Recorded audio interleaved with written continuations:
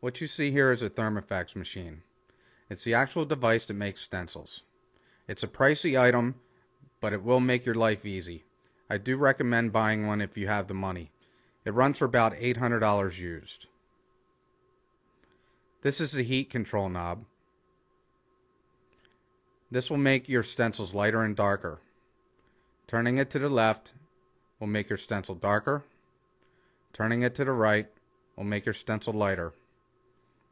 A little above the green is a safe area to start.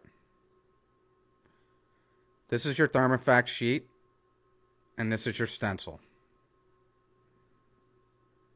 First thing you want to do is pull the protective layer in between the middle and top sheet. Discard that.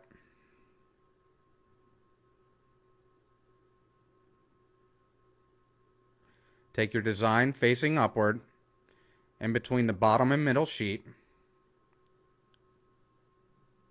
and feed it into the front of the Thermofax. And out pops your stencil. If you noticed, it took your design and transferred it onto the top sheet, which is now your stencil. If you don't have a Thermofax machine and you can't afford one, you can always resort to the old-fashioned way of doing it by hand.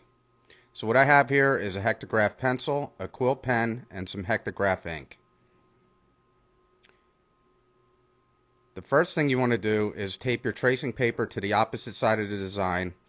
This will ensure that your design will be facing the correct way when you're done hand tracing your stencil. So I have my hectograph pencil.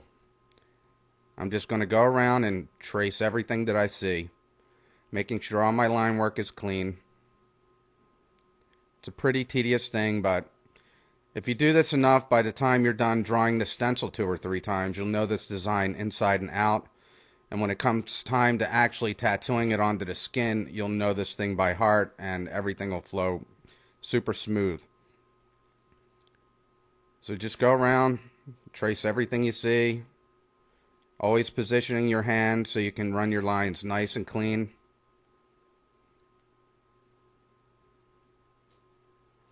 Just trace along. It's pretty repetitive. I'll speed this up here so I don't have to bore you to death with doing the same thing over and over. So basically, what you want to do is trace every line that you see. Make sure that you have your stencil completely finished when you're done. So when you apply the stencil onto the skin, you have a nice template to follow. You'll also be doing a lot of hand stenciling when you get into the larger work, such as sleeves and back pieces and large tattoos of this sort, because they won't fit in the Thermofax machine. The design will be much larger than the actual paper to make the stencil with. So I still do a lot of stencils by hand just because some of the work I do is so large. So now we're going to grab the quill pen. I don't really like this method. It's messy.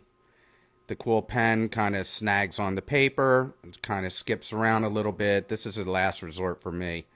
Another reason that I'm wearing the gloves is because of this quill pen and that ink. If you get one drop of this ink on your skin, it's going to get all over the place. You're going to have purple fingers. It'll be there for days. It's impossible to get off sometimes. So I tend to stay away from this quill pen type of stencil making because it's just messy. You know, the pen doesn't move as smooth for me. So I just stick with either the Thermofax paper or the hectograph pencil. So we'll just go around, finish up this design, hit this last line right here, and there you have it. You have your hand stencil. This is ready to be applied to the skin. So let's move on to the next chapter and get this stencil applied.